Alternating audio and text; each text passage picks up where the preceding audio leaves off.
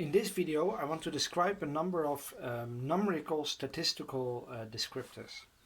These are single numbers that tell you a little bit about a single variable. So think of age or gender or party preference or district magnitude, any of these variables that we see in our data sets. And we have a lot of different observations, a lot of different individuals who have reported their age, or a lot of different countries for which we have recorded GDP.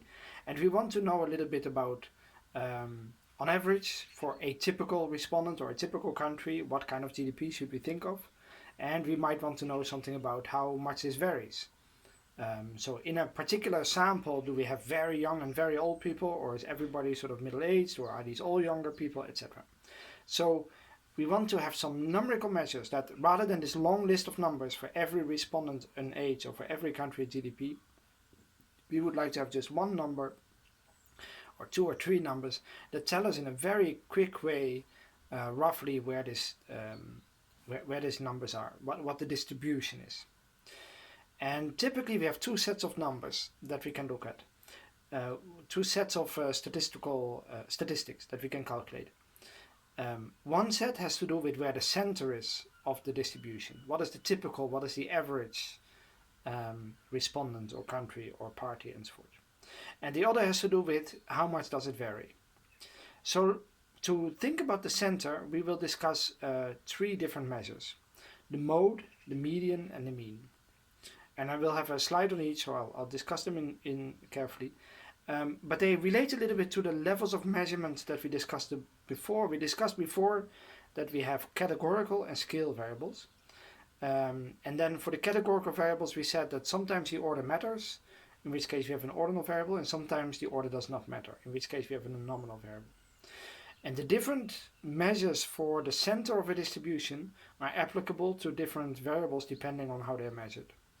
So for a nominal variable, the only real measure we can calculate is the mode. For a ordinal variable, we can still calculate the mode, but we can also calculate the median.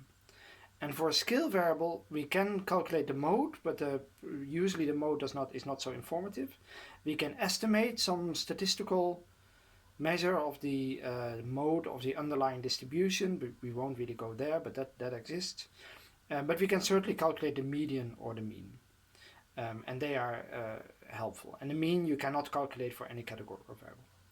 So already here you need to know, is this a categorical variable or a scale variable, and that will tell you a bit which measures you can use.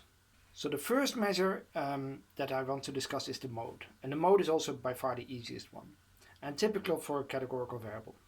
If you make a table of a categorical variable, what we call a frequency table, which means the number of observations in each category, quite likely one category will stand out as having the most respondents.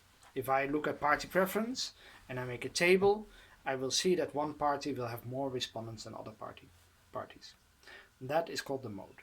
So the mode is simply that category with the most responses.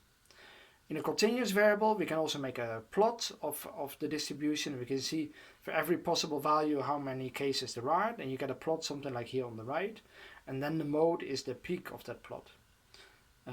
But really it's typically used for categorical variables, and then it's just the category where the count of observations is highest. The median is the number that splits the sample in half. Half the observations will have a lower value, half the observations will have a higher value. Yeah, so if I have a list of respondents and they have all reported their age, and I find that the median age is 42, it means that half the respondents in the sample are either 42 years old or younger, and half of them are 42 years old or older. Yeah, so 42 splits the sample exactly in half. And this is a very good measure and often used for identifying the center of a distribution. It would be one of the first to look at. The mean, on the other hand, the mean is somewhat similar to the median. It also shows you the center of a typically scale level variable. The median can also be used for an ordinal variable, the mean cannot. And for the mean we actually have an equation. It's what we normally in plain English call the average. It's the sum of all the observations divided by the number of observations.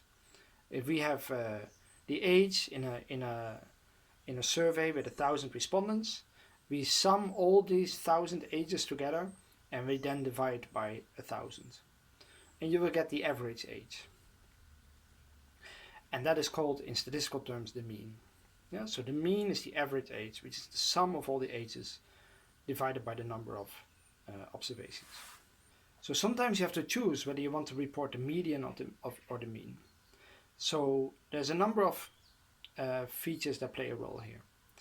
If the distribution is very symmetric, so if you were to make a plot and the left-hand side looks very much like the right-hand side, for example with a perfect bell curve or a very flat distribution, but really the left-hand side looks like a mirror image of the right-hand side, then the mean and the median will give you the same answer, and it's not going to make much difference which one you use. So for a symmetric distribution, one where the lower values have the same shape of the distribution as the right-hand side, mean and median will give you the same answer. But when you have a more skewed distribution, and examples are here below on the slides, where you have a long tail to the left or you have a long tail to the right, they are going to deviate more. So when you have a long tail to the left, the mean is strongly affected by this tail and will give much lower values, whereas the median will only moderately be affected by the skew. And same the other way around. Another way to look at this is look at outliers. Perhaps you have a sample with students in UCD, and most students will be somewhere 20, 21, 17, 18, these kind of ages. Yeah? But occasionally you will get somebody who's retired and goes back to college. So we have undergrad students, we have master students who are in their 60s or maybe in their 70s. So they are, in a statistical term, not trying to say anything about these students, but in statistical terms they are outliers. They are away from the main distribution. So if you would to make a plot, you will see a big bump of a lot of students, so around 20, and then you will see a few people that are 40, 50, 60, 70, and so forth. These you could call outliers in that sense. And this will mean that if you calculate the average age of students, it will be much higher than you might think. It will probably be somewhere near 30, even though so many students are around 20. Whereas if you calculate the median, you would probably find something like 20. Yeah, because that's where, if you were split the student population in half, and you take the age where half the student population is younger and half the student population is older, my guess is you would get something like 20, 21, maybe 22 as the median age.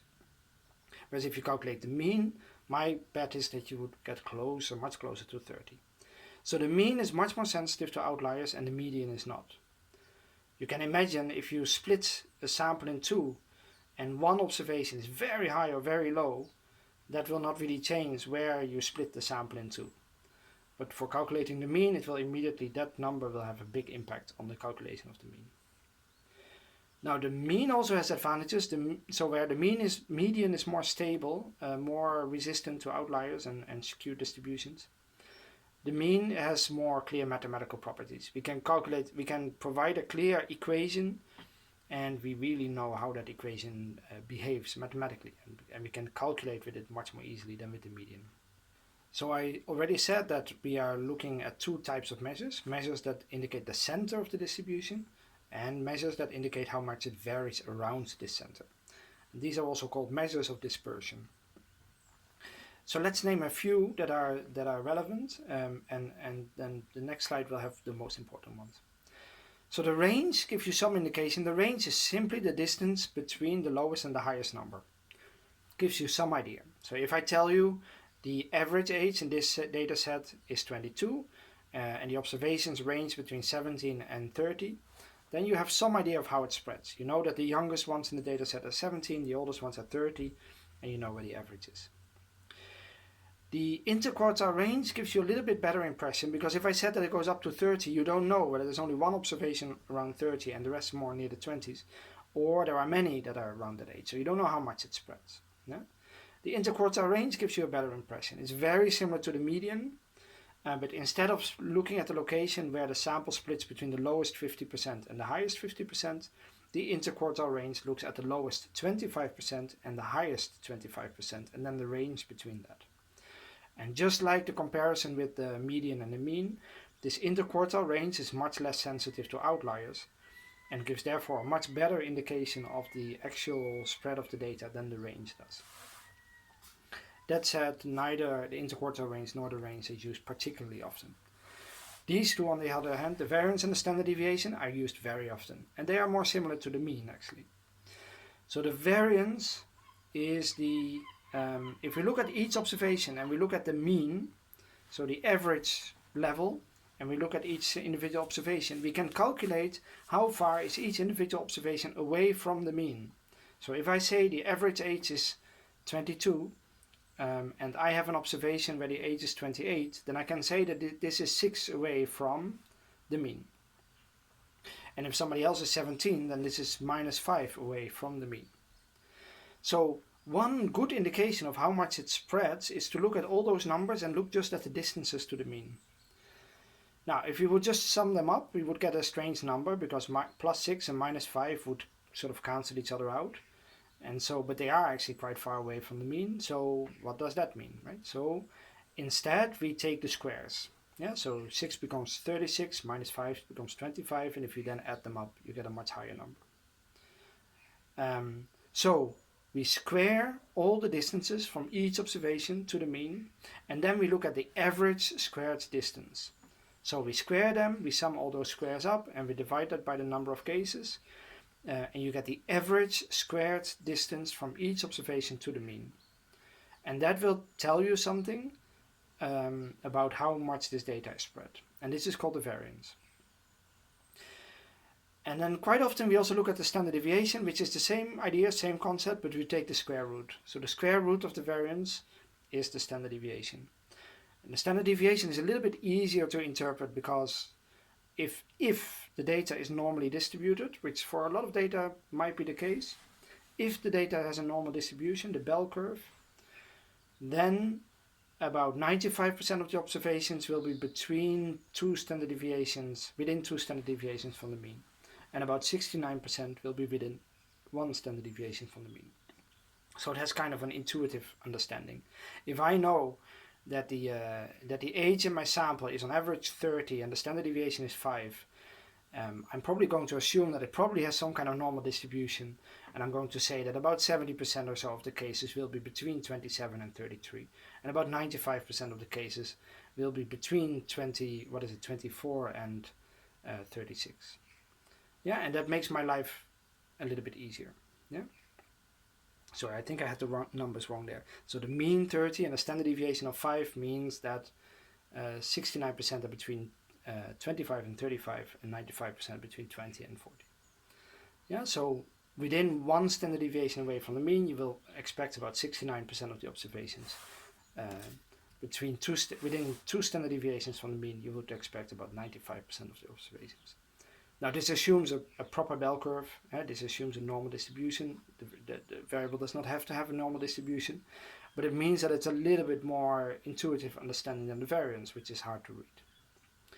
So there you have it. You have a set of measures for the central tendency, the mean, the mode, the median, and we have a number of measures for the how much it varies, the range, the interquartile range, the variance, and the standard deviation. These are single numbers that tell you a little bit about what the variable looks like, but they are also important components of statistical modeling. A regression analysis, which you will see later, is really about estimating the mean of a data set. Or looking at principal component analysis, which you do much later, is really looking at the variance of the data and how it varies. So these terms, mean, variance, standard deviation, you're going to see them a lot in the course.